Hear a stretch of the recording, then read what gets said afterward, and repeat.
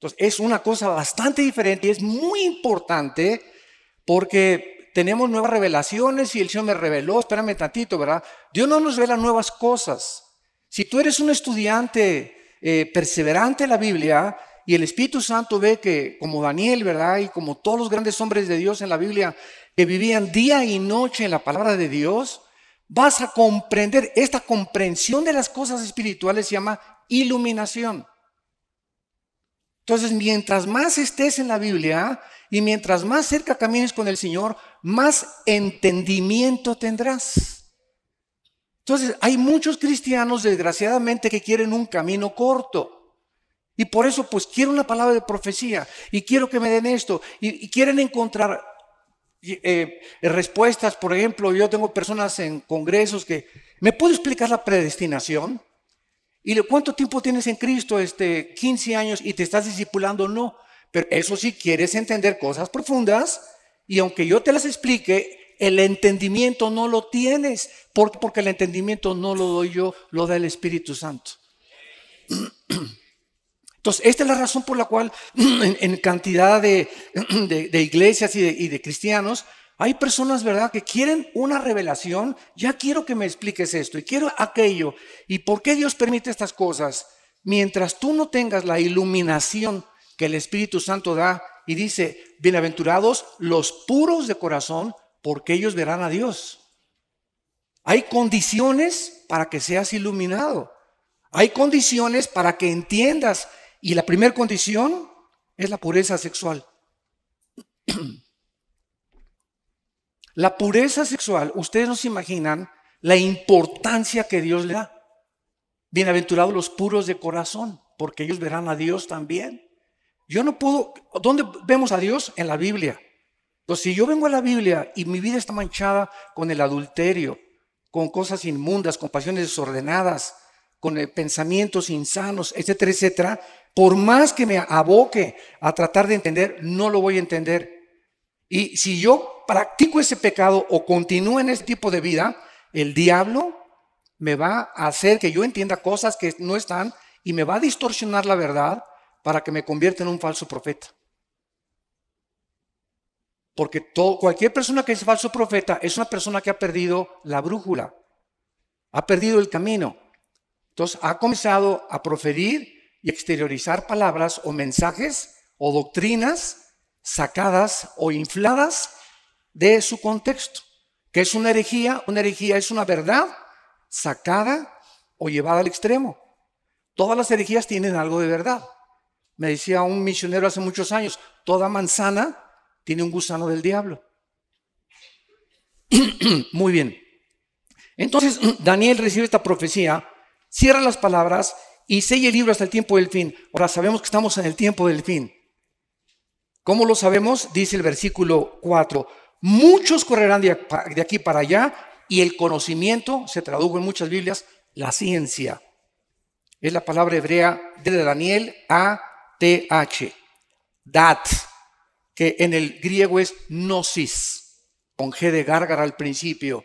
Y se tradujo muchas veces ciencia, pero la palabra es conocimiento. En otras palabras, la Biblia profetizó hace 2600 años que cuando llegáramos a los tiempos del fin, el conocimiento aumentaría. Y esto tuvo lugar a principios del siglo XX. Después de más de casi 4500 años de historia, brincamos del burro al motor de gasolina. Lo que no se descubrió en toda la historia, 1902, los hermanos Wright, norteamericanos, hacen la primera tentativa de volar. 1904, Henry Ford maneja el primer carro que iba a 25 kilómetros por hora. 1929, Alejandro Fleming descubre la penicilina. 1945 se descubre la desintegración del átomo, bombardeándose y produciéndose lo que se llama la fisión nuclear. 1954, el primer Sputnik. 1979, la primera plataforma espacial. 1969, llegamos a la Luna. 1970, se comienzan a fabricar las primeras PCs. Y después, en los 80s, los teléfonos celulares. Yo me acuerdo de los teléfonos celulares que eran como un ladrillo, así de tamaño grandote, ¿se acuerdan? ¿verdad? Y me acuerdo que muchos lo traían así, y era una cosa tremenda. Y damas y caballeros y santos de Dios, de 1970-80 a nuestros días, ¿qué nos sorprende? Es impresionante el avance cibernético, chips, computadoras, iPhones, etcétera, etcétera, en la que el mundo se ha sumergido. Y el siglo XX es el siglo donde más descubrimientos científicos y donde más avances tecnológicos la historia humana ha alcanzado. Daniel, en los últimos tiempos, el conocimiento aumentará. Pero de una forma paradójica, aparte de que el siglo XX ha sido el siglo donde más avances tecnológicos y descubrimientos científicos se han hecho, porque en el siglo XX se inventó se descubrió la penicilina, el chip, los rayos láser, las lavadoras, las licuadoras, la televisión, el radio, todo eso en un periodo de casi 50 años. Pero paradójicamente fue el siglo donde más ateos han surgido. Sigmund Freud, Carlos Marx, Carlos Darwin, Friedrich Nietzsche, Jean-Paul Sartre, Bertrand Russell, Carlos Sagan. Es impresionante en el mundo científico cómo se comenzaron a enorgullecer por el conocimiento y esto y el otro, y a la ciencia la levantaron como una diosa y se hincaron ante la diosa del conocimiento. No necesitamos a Dios para saber el origen del universo. No necesitamos a Dios para saber quiénes somos. No necesitamos a Dios con nuestros avances tecnológicos y descubrimientos científicos. Vamos a conquistar el universo y llegamos a la luna y vamos a conquistar el universo. Y mientras más avanza la civilización, nos damos cuenta qué ridículo papel hemos hecho como seres humanos, porque estamos a punto de una tercera guerra mundial. Como dice Romanos 1, el conocimiento envanece y profesando ser sabios, se hicieron necios. Ahora, antes del siglo XX, escúchame, Isaac Newton, el que descubrió las leyes de la gravedad, cristiano. Blaise Pascal, cristiano. Luis Pasteur, cristiano. Alberto Einstein dijo, Dios no juega con el universo a los dados. Y todos los grandes hombres, Galileo Galilei, todos estos hombres antes del siglo XX, casi no se conocían los ateos. Eran contados con los dedos. Y existía una búsqueda impresionante en las religiones por Dios, y etcétera, etcétera. Pero llega el siglo XX y el hombre se envanece ante sus descubrimientos y se convierte en un Dios.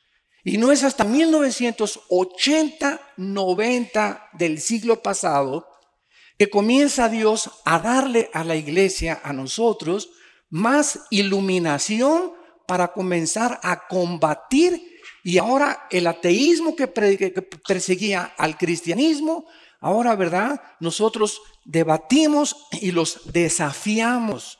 Y hasta ahorita no me he encontrado un solo ateo en los debates que hemos tenido en las universidades, en foros científicos, etcétera, etcétera, un solo ateo que me pueda demostrar científicamente la teoría de la evolución.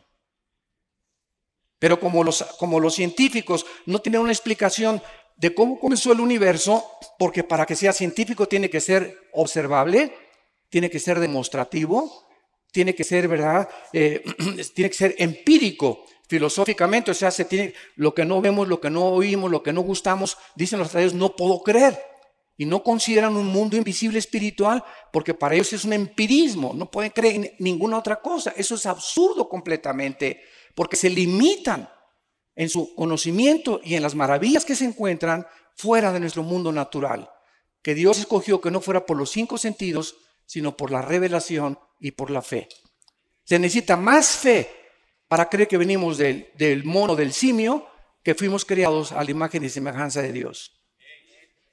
Para que pueda la teoría de la evolución ser científica, se necesita demostrar la mutación de una especie a otra especie.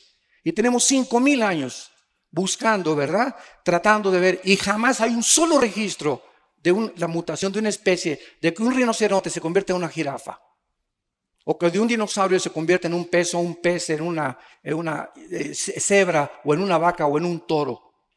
Entonces, esto es absolutamente ridículo. La forma, si un pez tiene un desarrollo de branquias para respirar dentro del hábitat que Dios diseñó, imagínense ustedes que hubiera la evolución del pez, del sistema branquial, cambiar a un sistema respiratorio, en ese periodo se moriría.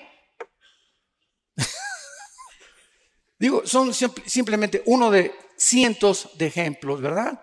Donde demuestras que es insostenible tanto el ateísmo como el evolucionismo. Pero el mundo está en tinieblas, el mundo no entiende, ¿verdad? Entonces los científicos también inventan y se llaman teorías.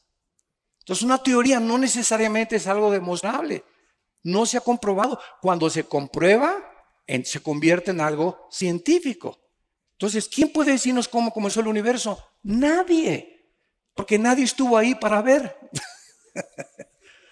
Como dice Hebreos capítulo 11, por la fe entendemos que el universo fue hecho por la palabra de Dios. O sea, la fe, cuando vienes a Cristo, Él nos da algo que naturalmente no tenemos que llamar la fe, que nos abre el entendimiento espiritual, nos destapa la calabaza que tenemos aquí, y a través de este destapamiento y esta comprensión comprendemos y comenzamos a ver y a observar con el Espíritu Santo que el universo está afinado, que hay un diseño inteligente en todo lo que existe y que la conclusión racional más lógica es que tiene que haber un diseñador detrás de todo.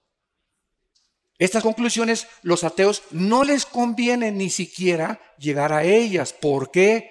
Porque en ese momento tendrían ellos que convertirse y aceptar que Jesucristo es el Salvador. Y para ello se necesita humildad, y lo que prevalece en el mundo científico es el orgullo intelectual científico. El orgullo les impide aceptar e hincarse delante de Dios. Entonces aquí en Daniel dice, en capítulo 12, en el versículo 9, él respondió, anda Daniel, pues estas palabras se le vuelve a repetir, están cerradas y selladas hasta el tiempo del fin. En otras palabras, comenzamos a entender la revelación de Daniel y el libro de Daniel a partir del siglo XX. Y de las cosas que Dios le revela a Daniel cuando se destapa el conocimiento. Y cuando comenzamos a ver todo el avance tecnológico científico, porque es muy importante esclarecer esto, la ciencia no es nuestro enemigo. ¿Verdad? Todo lo contrario, la ciencia simplemente demuestra que la Biblia tenía razón. Es al contrario. Entonces no somos enemigos de la ciencia. Muchos profesores me han dicho, es que usted, doctor Alducin, ataca la ciencia. Yo no ataco la ciencia, ataco el empirismo del conocimiento vano que impide a ustedes comprender que hay un mundo invisible que no es revelado por los 5 sentidos y que se puede comprender a través de la fe. ¿Cuál fe? Pues yo tengo más fe. ¿Tiene usted más fe? Le dije que cree que venimos de Chita, que venimos de Dios. Porque no hay ninguna evidencia científica. Pero cuando venimos al libro del Génesis, encontramos en el libro del Génesis evidencias científicas de que fuimos creados del polvo. Como dice la Biblia, el polvo contiene 19 elementos químicos, flúor, yodo, potasio, argón, azufre, que son los 19 elementos que forman el cuerpo humano. Y los 4 gases que tiene la Tierra son los 4 gases, carbono, hidrógeno, oxígeno, que tiene el cuerpo humano. Entonces, cuando la Biblia dice que fuimos formados del polvo físicamente, la ciencia lo comprueba. Y cuando yo les pregunto a muchos de ustedes que hagan de cuenta que este auditorio no es de cristianos, he estado en auditorios que no son cristianos y le digo a mucha gente, ¿quién fue primero, el hombre o la mujer? Y el 99% la mujer. Porque todos aquí y desde Adán a nuestros días tenemos una mamá. Si no, no estuvieras aquí presente. Entonces es lógico que se crea que venimos de la mujer. La Biblia dice lo contrario. Que fue el hombre lo primero que Dios creó y del hombre sacó Dios a la mujer. Y cuando en 1860 Gregorio Mendel comienza a descubrir las leyes de la herencia y se confirman en el 54 con Samuel Crick, que comienza a descubrir el ADN, se demuestra que la mujer tiene 2 cromosomas, XX. El hombre tiene XY. Y la Y es la que determina el sexo. Como decíamos ayer, si el cromosoma Y fecundó o fertilizó el óvulo de mi mamá, yo hubiera nacido mujer, pero no se hubiera sido el X. Pero como fue Y, nací hombre. Todos los hombres tenemos el cromosoma Y, las mujeres no lo tienen. Y se comienza a entender que lo que la Biblia decía hace miles de años es la verdad. Si Dios hubiera sacado a la humanidad de la mujer, hubiera sido una raza híbrida. Jesús, María y el burrito que los acompaña. Y la Biblia tenía razón. Y desde el Génesis 1, versículo 11 y 12, todas las cosas serán según su género, según su semilla y según su especie. Escuchen esto, hace 4,000 años, señores genetistas, ya la Biblia establecía las leyes inexorables de la genética antes de que se descubrieran.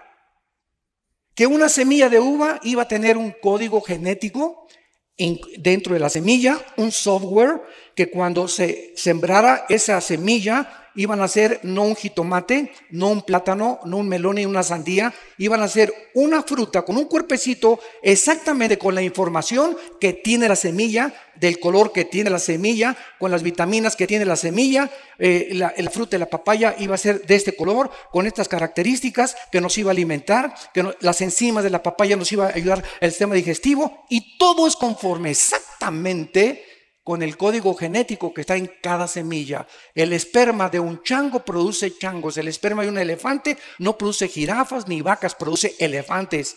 Los aminoácidos, que son los ladrillos de la vida, impiden e impedirán la evolución. Eso para todos los biólogos. La misma biología nos demuestra la estupidez de la evolución. Muy bien. Ahora en Apocalipsis capítulo 22 vamos a ver 2 versículos muy importantes para poder ya desarrollar con un poco más de profundidad este precioso tema, la revelación e iluminación progresiva. Dice la Biblia al terminar, Apocalipsis 22, 18 y 19, yo testifico a todo aquel que oye las palabras de la profecía de este libro, si alguno añadiere. Hay un testimonio con el cual se cierra la Biblia. Hay una advertencia gravísima. Si después que el canon de la Biblia se cerró, en el siglo I, alguien se atreve a decir que le falta algo a la revelación de la Biblia, que le falta alguna otra cosa que alguien siglos después descubrió, Dios traerá sobre él las plagas que están escritas en este libro. Y si alguno le quita de las palabras del libro esta profecía, Dios quitará su parte del libro de la vida y de la santa ciudad y de las cosas que están escritas en este libro. Un ejemplo rapidísimo, la Nueva Versión Internacional de la Biblia. Es la peor versión de todas. The New International Version. 16 versículos le quitaron de los evangelios. Los sustrajeron. Todas las traducciones de la Biblia que no fueran hechos del Textus Receptus, antes del siglo XV, XVI, como por ejemplo la King James en inglés, que es la mejor traducción que existe, todas las versiones modernas, Biblia para el líder, Biblia de escatología, Biblia para la mujer, Biblia de parafraseada, Biblia de Living Bible, etcétera, etcétera, todas algunas son buenas para comparar nada más, ¿no? Pero es impresionante cómo esta Nueva Versión Internacional la deformaron, la mutilaron. Y ya Dios traerá, ¿verdad?, los juicios que sean contra las personas involucradas en esto. ¿Y saben por qué? Porque se convirtió la venta de la Biblia en un negocio. Todo conforme avanzamos, lo vamos a ver en la tarde tal vez, en Zacarías capítulo 5, conforme el mundo avanza, el mundo se dirige al comercio, de acuerdo a la Biblia. Por eso el anticristo usará una marca para que el que no la tenga no compra ni vende. La economía tiene que ser controlada por un grupo, una élite de personas, y es a donde el mundo se dirige. Ahorita todo es interés económico, interés comercial. Todo absolutamente, los médicos, los hospitales, la política, el gobierno, Por todos lados escuchamos la corrupción en esto, la corrupción en aquello, y metieron las manos en esto. Y es impresionante la ambición que hay en el mundo en el siglo XXI por el dinero. Unos pocos dólares más, un poco más de dinero me va a sacar de pobre, voy a poder avanzar en la vida, etcétera, etcétera, sin saber que el que ama el dinero no es peligroso, ni es pecado ser millonario, ni es pecado que tengas el lunes un Ferrari, el martes un Lamborghini, el miércoles un Bentley, el jueves una Spider, ¿verdad? Eso no es pecado, y que tengas una casa de $2 millones no es pecado. Vivir tampoco en una casa preciosa, hermosísima. Pecado es que guardes más de lo que tienes. Gracias a Dios de los millonarios norteamericanos que han levantado iglesias y que han enviado misioneros al mundo entero. Porque si no hubiera personas a quienes Dios bendijera con mucho dinero, ¿cómo mandaríamos misioneros? ¿Cómo sostendríamos la obra? Entonces, el dinero no es pecado, es amar el dinero. Hacer del dinero un ídolo o creer que el dinero es tu fortaleza, y si no tienes determinada cantidad en el banco, si no tienes, te sientes inseguro, te sientes que sigas a los 60 años, 70 años, no vas a tener para el seguro social o para esto. ¿Y cuál es el pecado de la raíz? La incredulidad de aquel que dijo: no te dejaré ni te desampararé. Joven fui envejecido y no he visto justo desamparado, ni su descendencia que mendigue el pan. ¿Dónde está tu fe? Entonces te das cuenta qué fácil es deslizarnos lejos de la fe bíblica y decirte cristiano cuando en la práctica eres un diablo. Actualmente podemos escuchar que muchas personas, como dijimos, hablan de nuevas revelaciones que han tenido mediante sueños, visiones o dadas por diversos profetas o apóstoles. Muchas de ellas, de estas revelaciones o sueños que oímos y que tuvieron, parecen, ¿verdad?, muy pintorescas, pero son, a la luz de la Biblia, inexactas. O sea, la pregunta es: ¿existe algo en la Biblia que Dios no haya revelado con anticipación por los profetas? ¿Está la Biblia incompleta en cuanto a las revelaciones? Como una vez me mandó, entre comillas, un profeta una carta: hermano, etcétera, etcétera, el Señor me dijo esto y esto y esto y esto. Y le dije: hermano, recorte y escriba esa carta que usted me acaba de mandar y pégale a la Biblia y póngale segunda de Pancho 3:1. Porque si es cierto que es una nueva revelación que usted tiene, la Biblia está incompleta. Entonces, usted, tal vez le contesté, cenó pizza en la noche, o no sé de cuál está fumando. Porque los sueños pueden venir de Dios, del diablo o de nuestra mente inconsciente. Entonces tenemos que tener mucho cuidado con esto, porque el mundo espiritual es hipersensible.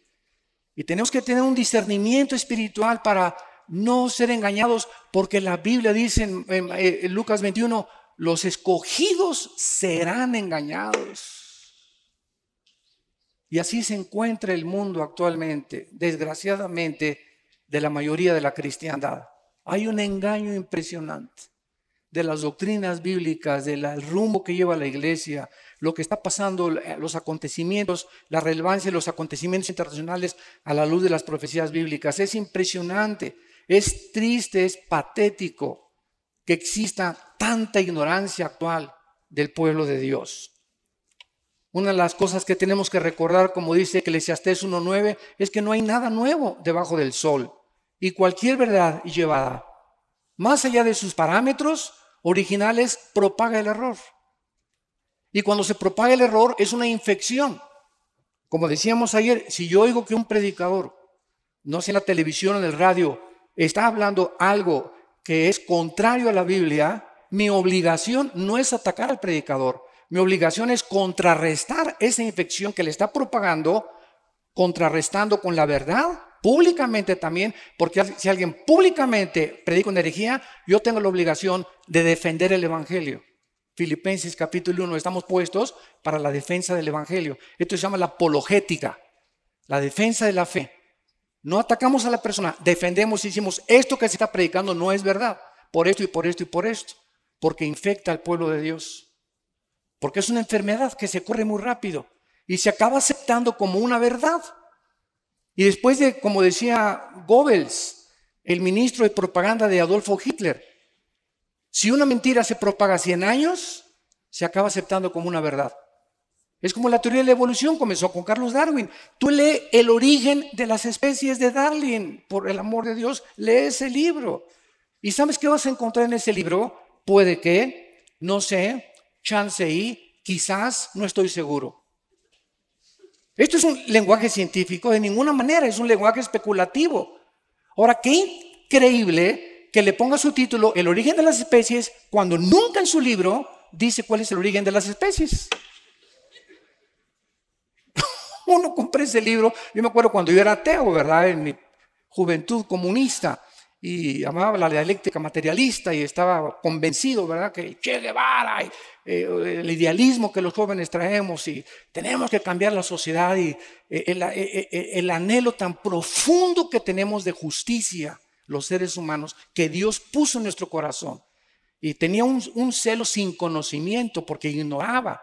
Pero me movía el idealismo y el sentimiento de la justicia con el cual nacimos, pero equivocadamente.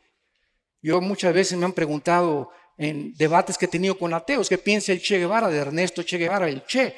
Y les he contestado, ¿verdad? Yo estoy convencido que fue un hombre sincero, que él creía sinceramente que debería de exportar la revolución a Sudamérica porque lo movió la pobreza que existía en Sudamérica, pero fue un hombre sinceramente equivocado. Las intenciones de su corazón Dios las juzgará. Pero hay personas que no son sinceras, que de por sí ya tienen mucha perversidad en su corazón. Por eso no podemos juzgar por las apariencias.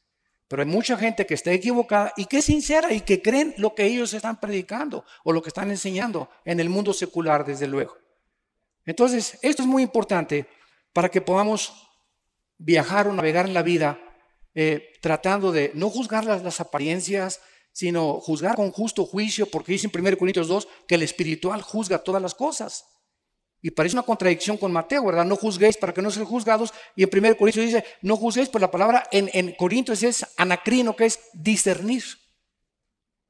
Y juzgar es dictar sentencia condenatoria. Ningún cristiano puede decir, te vas a ir al infierno. Borracho, feo, cara de dinosaurio. No le digas nunca eso a tu esposo. ¿Por qué? Porque eso no lo va a convertir, ¿verdad? Lo estás condenando, lo estás juzgando. Y solo Dios es el juez final. Ahora, vamos a Isaías 44 y veamos que las profecías siempre involucran revelaciones, porque ¿qué es profecía? Es una revelación divina.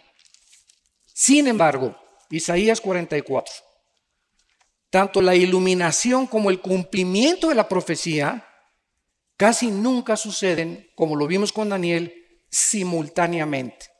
A Daniel se le revela algo y él no entiende. Daniel hace 2600 años no entendió, por más santo y más puro que Daniel fue, no entendió porque no era para ese tiempo.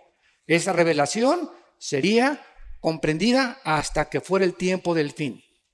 Entonces nunca la iluminación va con la revelación hasta el tiempo de Dios.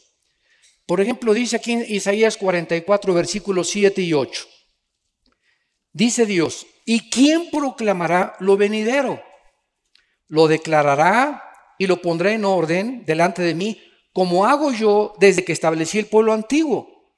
Anúncienle lo que viene y lo que está por venir. No teman ni se amedrenten. No te lo hice oír desde la antigüedad y te lo dije. Luego ustedes son mis testigos. No hay Dios sino yo. No hay fuerte, no conozco ninguno. Dios lanza un desafío. Tráiganme a Mahatma Gandhi, o tráiganme, sin hablar mal de ninguno de ellos, al Dalai Lama, o tráiganme a Buda, o tráiganme a las revelaciones de Nostradamus, y vamos a ver cuáles profecías de ellos, a la luz de los acontecimientos y la relación que existe con el mundo actual, son verdaderas. Vas a las profecías de Nostradamus y se cumplieron el 40%, y todas completamente disgregadas y malinterpretadas. Y la ley de la Biblia es que si no se cumple el 100% es un falso profeta. Mahoma no tiene profecías que se hayan cumplido en la Biblia, en el Corán, ni tampoco el Dalai Lama. Le dijo en 1993 a Juan Pablo II, el Dalai Lama le dijo, yo soy Dios. Yo recuerdo que mandé un correo a la China y le dije, Dalai Lama, le dije, yo le pido, ¿verdad? Y lo desafío a que si usted es Dios, nos anuncie cuándo se va a morir. Cristo lo anunció anticipadamente. Es importante que el Hijo de Dios sea vituperado y rechazado y a los 3 días resucite entre los muertos. Y con su resurrección probó que Él era verdaderamente el Hijo de Dios. Y cuando muchas veces oímos estas declaraciones de estos líderes, nos damos cuenta, ¿verdad?, que no se pueden comparar con la Biblia ni con Jesucristo. Son líderes que no han declarado el orden de las cosas. ¿Quién puso el orden como lo vimos ahí de los imperios mundiales? Que primero iba a ser Babilonia, después vendrían los medios persas, después los griegos, después Roma, y durante 2000 años no iba a haber imperios y que la última confederación política iban a ser los 10 reyes que van a salir de Europa y del Medio Oriente, y ante nuestros ojos todo el escenario político a nuestro alrededor, exactamente las naciones que están alineando en contra de Dios ya se pusieron la camiseta del Real Madrid. Y los del Barcelona ya la traemos puesta también, ¿verdad? Pero imagínense ustedes, una camiseta con la mitad del Real Madrid y la mitad del Barcelona. No puedes, ¿verdad? O eres de uno o eres de otro equipo. O eres decimos en México, ¿eres de la América o de las Chivas? Entonces, tenemos que definirnos. Entonces, así ha pasado en la historia. Nadie dice Dios, declárenme quién ha podido poner en orden, quién tiene qué libro sagrado, el Tripitaka de Buda, los Vedas de los persas, el Corán de los musulmanes, los libros de Confucio. Tráigame todos los libros sagrados que tú quieras y comparémoslos con la Biblia. En historia, en geografía, en arqueología, en antropología, en evidencias científicas, genéticas, tráigamelos. Dios desafía al mundo. Vean ustedes el tesoro que tenemos en nuestras manos. Somos la luz. El mundo está como está porque tú no hablas. Porque estás callado en tu escuela, en tu bufete, con tus abogados, dejándote llevar por la corriente, por los intereses materiales, económicos. Y todo esto Dios lo va a juzgar. Y tú y yo, hoy, tal vez mañana no amanezcamos. Ninguno aquí sabemos cuándo vamos a morir. Hagan pues vuestra vocación, firme vuestra vocación y elección, dice en 2 de Pedro, porque haciendo estas cosas es difícil que caigas. Pero no te has decidido y sigues navegando entre 2 aguas y esto no es posible para seguir a Cristo. Tenemos que definirnos para ser iluminados y que nuestra familia sea bendecida, nuestro matrimonio sea bendecido, nuestros hijos sean bendecidos, nuestro trabajo sean bendecidos si obedecemos. Y no simplemente por dar una ofrenda o por estas cosas, ya Dios no. Hay condiciones. Siempre es predica, ¿verdad? Como le decimos en la escuela dominical, dale un peso a Dios y Dios te dará 2. Esto es enseñarles a los niños en la escuela dominical el negocio con Dios. Con Dios no negocia con nadie. ¿Sabes una cosa? Aunque Dios no me dé dinero y aunque no me dé nada, basta lo que hizo en la cruz para vivir agradecido. Entonces yo no voy a darle a Dios para que Él me dé. Y si no me da, ya no le sigo dando. Porque entonces mis intenciones son equivocadas. Le doy porque quiero recibir. Le doy por el agradecimiento y con el corazón alegre. Y no con tristeza ni con dolor.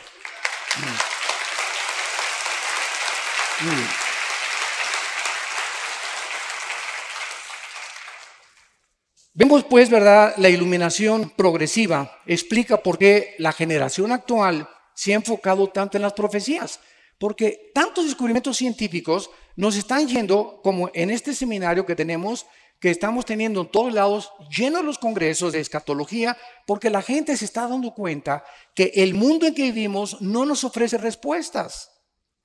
Y muchos de ustedes vienen por curiosidad, otros para aumentar el conocimiento bíblico, otros para tener raíces más fuertes en su cristianismo, pero vivimos un mundo, ¿verdad?, que está completamente confundido.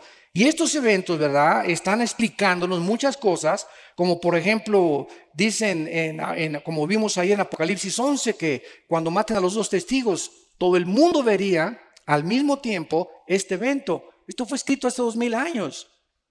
Y esto fue posible por el invento de los satélites de comunicación. Entonces nos estamos dando cuenta que hay cierta relevancia en la Biblia, que hay cosas impresionantes en la Biblia que nos mueven a investigar, como le digo yo a muchos ateos, agnósticos y escépticos. Investiga. No puedes juzgar que no hay Dios sin haber examinado las evidencias. ¿Qué juez puede condenar a un reo cuando no tiene evidencias para condenarlo? ¿Por qué condenas a Dios y dices, Dios no existe, ni te quiero servir, ni me interesa tu vida, cuando ni siquiera has investigado las evidencias? Fue lo que a mí me hizo particularmente aceptar a Jesucristo. Cuando tenía yo 25 años, un muchacho, ¿verdad? Porque cuando mi hermano Alejandro, que se encuentra aquí, que es el director del Instituto Teológico, él fue el que me dio a Cristo, mi hermano. Él se convirtió 2 años antes que yo. Y me acuerdo cuando yo los amenazaba a los cristianos y les amenazaba con quemar los lugares de reunión que tenían. Así de endiablado estaba. Así es. Yo creo que le ganaba al gadareno. Tenía un odio como no se imaginan, mira, contra todo lo que era la autoridad, y tenía un odio contra la familia y una desconfianza contra todo, no creía en nada, era un mundo en el que mi papá fue una persona, nuestro padre, que trabajó en la política con 3 presidentes de México, y vi la forma como lo explotaron, vi la forma como él sufría, vi la forma de tantas mentiras y el barniz que le ponían a todo y la apariencia y todo eso con la justicia y el idealismo que traía, me hizo rebelarme contra todo eso. Y pues vamos a tomar las armas y vamos a acabar con esto sin entender, ¿verdad?, que fue el más grande error de Carlos Marx. ¿Cuál fue el error de Carlos Marx? Creer que la clase burguesa y la clase del proletariado, la burguesía es la culpable, el proletariado asalta a la burguesía. Derrotemos a los burgueses, a los empresarios, a la clase económica, a los gobernantes, y la clase burguesa tome el poder. Y entonces se va a repartir equitativamente las riquezas. No hay en la historia del siglo XX un ejemplo de una nación comunista que haya hecho esto. Uno solo. Simplemente el ejemplo de Cuba, ¿verdad? En 1960, Fulgencio Batista, la revolución y el Che Guevara, y se entrenaron en México, en Veracruz, ahí se comenzó a organizar la revolución cubana, llegaron a Cuba, derrocan al dictador, y ahora que está, a ver, sáquenlo. O sea, estuvo peor toda la cosa, ¿verdad? Estuvo peor el caldo que las albóndigas, decimos en México. Entonces, no es verdad que funciona, es un idealismo, es una utopía. El Kremlin, cuando cayó y Mikhail Gorbachev fue al Vaticano, demostró que el comunismo era un fracaso, que estaban muriéndose de hambre, que no se puede aislarse de los demás países capitalistas. Es un sistema que no funciona. ¿Por qué? Porque el pueblo necesita libertad. ¿Cómo puede una persona convertir una isla en una cárcel, por el amor de Dios? Todavía me enciende de coraje esto. ¿Con qué derecho y por qué las demás naciones no hacen nada por libertar a esa gente? ¿Por qué nos ponemos de acuerdo con esas cosas, con políticos? Por intereses. No por la justicia verdadera por la cual debemos de pelear y buscar, sino por intereses, ya sea económicos, o del petróleo, o del gas, o la política, o intereses comerciales. ¿Por qué Europa no detuvo a Putin cuando invadió Ucrania? ¿Por qué? Pregúntense. ¿Por qué cuando el avión fue derribado en Ucrania con 350 pasajeros alemanes, holandeses, Europa, no hubo protestas? Y sabiendo que eran los rebeldes rusos que habían atravesado la frontera y ahí habían derribado un avión comercial, ¿por qué no protestaron? Pues, ¿cuál es la respuesta? Rusia provee el 60% de gas a Europa. Tiene la gasera más grande del mundo, Rusia. No le conviene hacer panchos, como decimos en México, en contra de Rusia, porque les pueden cerrar la llave. Haz panchos y te cierro la llave. Intereses comerciales. Qué increíble que vencieron las convicciones morales y los principios espirituales por venderse al gas. Bueno, es el mundo que vivimos y podemos seguir con muchos otros ejemplos. Nadie pudo imaginarse siglos antes, ¿verdad?, de que podría llegar el tiempo en que pudiéramos ver el mismo evento, como el Dios profetizó con las profecías del libro del Apocalipsis. Y todos estos aparatos de la tecnología moderna han surgido para ayudarnos a entender que estamos en los tiempos finales. Sin embargo, no importa cuán adelantados estemos tecnológicamente, en cualquier momento, cualquier nación puede soltar una bomba, por ejemplo, no sé si las conozcan, de pulso electromagnético. Para los que no entienden esto, una bomba de pulso electromagnético es un dispositivo que no toca el suelo. Se puede explotar a 500 metros de altura. Y si explota, por ejemplo, en California, todo el estado de California deja de funcionar los motores y los radios y las computadoras y el internet. Todo lo que es electrónico deja de funcionar. ¿Te imaginas que de repente dice tu carro ya no tu carro y no es falta de gasolina, ya no hay internet? Imagínense ahorita que estamos tan interconectados que no funcionan las computadoras por 3 o 4 días.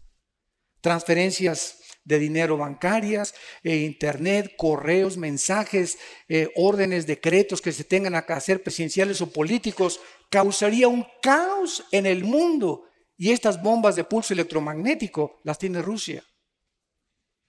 Imagínense qué sucedería, qué podríamos alcanzar, ¿verdad? Llegaríamos a regresar a la edad de piedra, regresaríamos a la edad de piedra. El profeta Zacarías pudo haber usado en Zacarías 14:12, cuando describe los efectos de la bomba nuclear, hace 2400, 500 años, Zacarías 14:12, que los párpados se les consumirían en los ojos, se les desharía la piel de su cuerpo. Esto fue escrito antes de que se descubriera la fisión del átomo en 1945. Y esto es interesante porque todas las generaciones anteriores del siglo XX hubieran aceptado, ¿verdad?, que esto sería ciencia ficción. Sin embargo, el progreso ahorita de las armas militares, las últimas generaciones pudieron haber sido tentadas para todo esto. No tenían ellos concepto de las cámaras que tenemos de vigilancia, de los drones. Ya saben cuáles son los drones. Aparatos que no son tripulados, que ya pueden llevar misiles y pueden observar sin que tú te des cuenta tu casa, Colombia, Bogotá. Pueden observar cosas impresionantes, los pueden mandar por todos lados. Todo esto de las cámaras de vigilancia para espiar y matar, mucho menos de las computadoras, iPhones, iPads modernos. Y toda esta tecnología nunca se pudo conocer, ni siquiera imaginar, hasta los últimos 40, 50 años. Daniel, en los últimos tiempos, el conocimiento aumentará.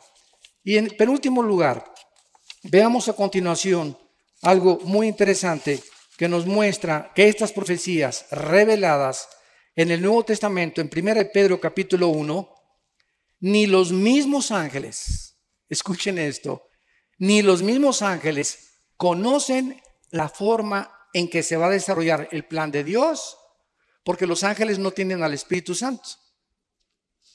Dice en 1 Corintios 2 que el Espíritu todo lo escudriña. 1 Corintios 2 del 10, 11 y 12. Aún lo profundo de Dios.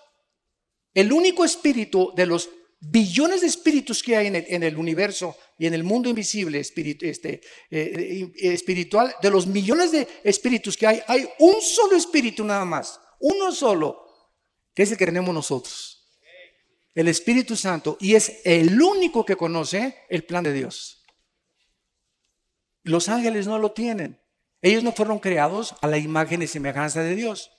Los ángeles vivían tan cerca de Dios y enfrente de Dios que cuando pecaron, dice 2 Pedro 2, no hubo perdón.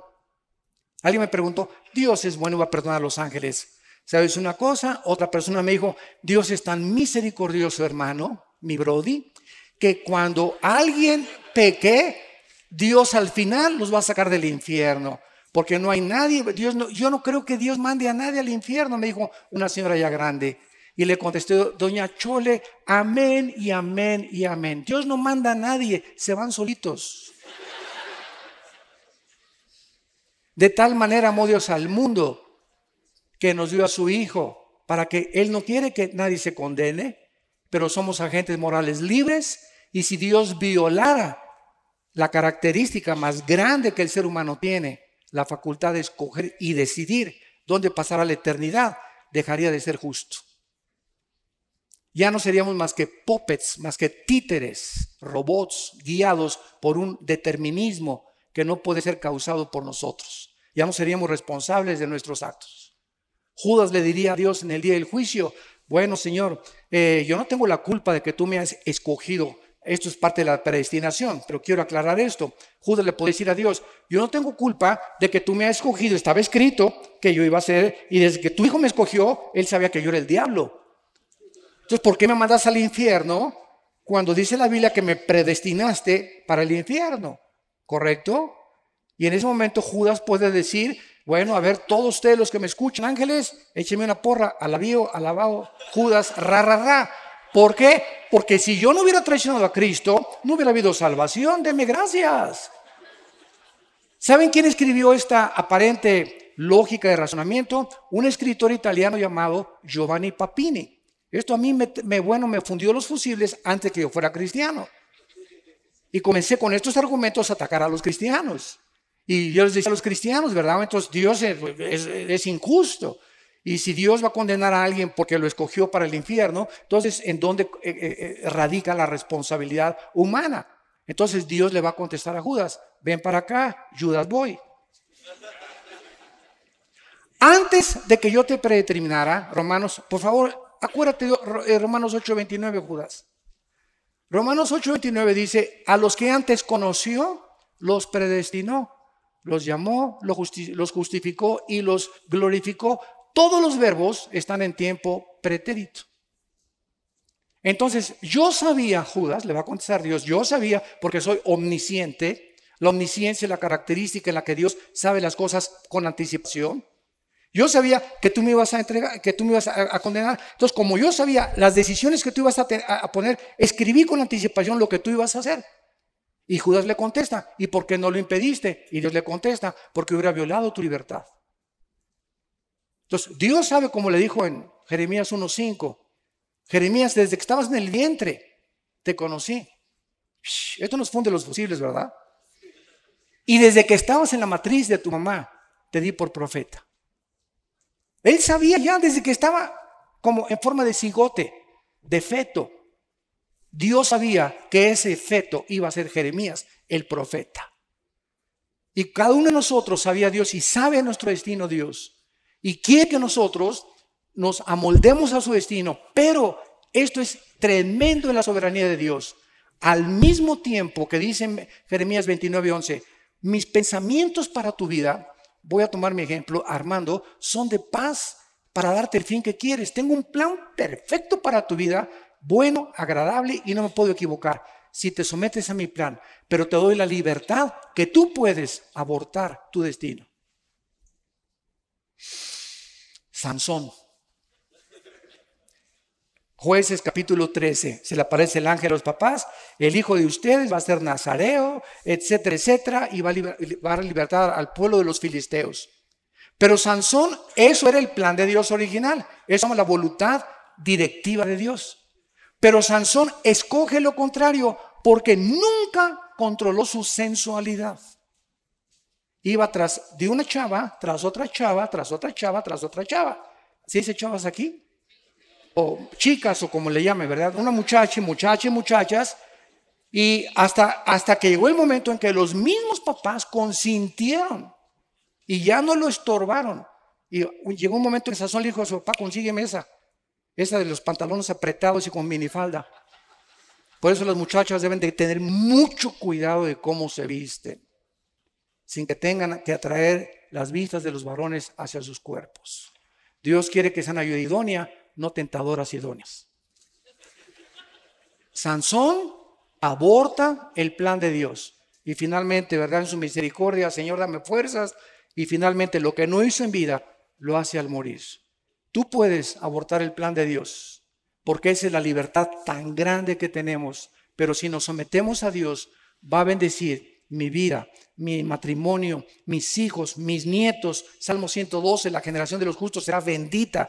Yo diario le digo a Dios, Señor, mis hijos, mis nietos, bisnietos son benditos. Clamo por ellos y aunque alguno ande ahorita en drogas o una sea prostituta, otro o lo que sea, yo los reclamo porque tú tienes, Señor, la promesa en mi vida y mientras yo me aferre a estas promesas, tú vas a trabajar con mis hijos.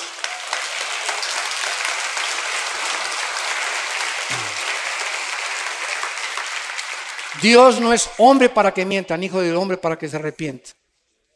Entonces, todas estas cosas las comprendemos claramente cuando comenzamos a tener iluminación. Y ya no desviamos la palabra, ni la pervertimos la palabra, ni nos equivocamos. La Biblia es un libro que nunca ni en 500 años podríamos descubrir todas las verdades que tiene, ni entenderlas tampoco. Por eso, después de que muramos, seguiremos teniendo como maestro, dice Isaías capítulo 2, versículo 2 y 3, vamos a ir al monte Jerusalén a seguir siendo enseñados por Jesucristo en persona. Porque siempre seremos estudiantes. El día que alguien no tenga dudas, es Dios. Así que mientras tú tengas dudas, felicítate. Porque si no tuvieras dudas, ¿verdad? O sea, no hay ningún... Hasta los... Te voy a repetir. Perdón, estamos con 1 de Pedro. Me desvío un poquito, pero en 1 de Pedro quería yo aclararles lo de los ángeles, que ni siquiera los ángeles, ¿verdad? Dice la Biblia en 1 de Pedro capítulo 1, versículo 10 y 11, ni siquiera ellos saben completamente el plan de Dios porque no tienen el Espíritu Santo, porque vivían tan cerca de Dios, en eso me quedé, vivían tan cerca de Dios que no pudo Dios perdonarlos. ¿Por qué? Porque al que mucho se le da, mucho se le pide. Los ángeles, escuchen, no vivían por fe. Veían a Dios. Satanás era el que dirigía el coro del cielo de adoración, el querubín protector de Dios, Lucifer. Y nosotros, dice 1 Pedro, no hemos visto a Cristo, pero lo adoramos sin verlo. ¿Por qué? Porque tenemos la fe. No necesitamos verlo para creer. Y ahorita el pueblo de Dios necesita estar yendo a campañas de sanidad o a ver milagros para fortalecer la fe. Y nunca la fe es fortalecida por el ver, es siempre por la palabra de Dios.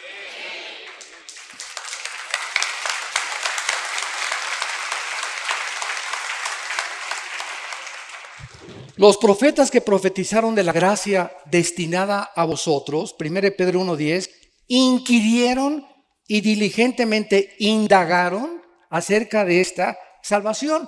O sea, imaginémonos a los ángeles en el cielo. Oye, compadre, ¿cómo ves lo que está pasando abajo en la tierra? ¿Tú sabes algo? Ya te dijo el Señor. Nada nos dice.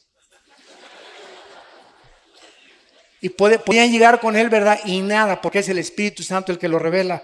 Escudriñando, o sea, los ángeles querían saber, ni siquiera sabían cómo iba a venir Cristo al mundo, escudriñando qué persona y qué tiempo, tampoco sabían en el tiempo que nació Cristo, que era el tiempo en que Dios se haría carne. Tampoco los ángeles lo sabían. Escudriñando, o sea, investigaban, preguntándose qué tiempo indicaba el Espíritu Santo que estaba en ellos, el cual anunciaba de antemano los sufrimientos del Mesías o el Cristo y las glorias que vendrían tras de ellos. Pero ellos no supieron cuándo iban a ser, cómo iba a venir, lo de la carne, ni tampoco tienen mucha información acerca de la iluminación que tenemos nosotros. Por eso dice la Biblia en Apocalipsis 12, el diablo sabe qué cosa, solamente algo, que le queda poco tiempo. ¿Cómo lo sabe? Por los acontecimientos del Medio Oriente, por lo que estamos viendo y se están acomodando el escenario político y las piezas de rompecabezas, simplemente, pero no sabe ni el día ni la hora. Solo el Espíritu Santo y Dios nos concede a nosotros conocer los últimos tiempos, si nosotros vivimos cerca de Él. Te damos gracias por tu palabra, Señor, en esta mañana y te pedimos que nos des un espíritu de revelación y de conocimiento para que al estudiar tu palabra, el Espíritu Santo, solo Él nos puede hacer entender e iluminar las cosas profundas que pertenecen al mundo espiritual. Te lo pedimos en el nombre de Jesús. Amén.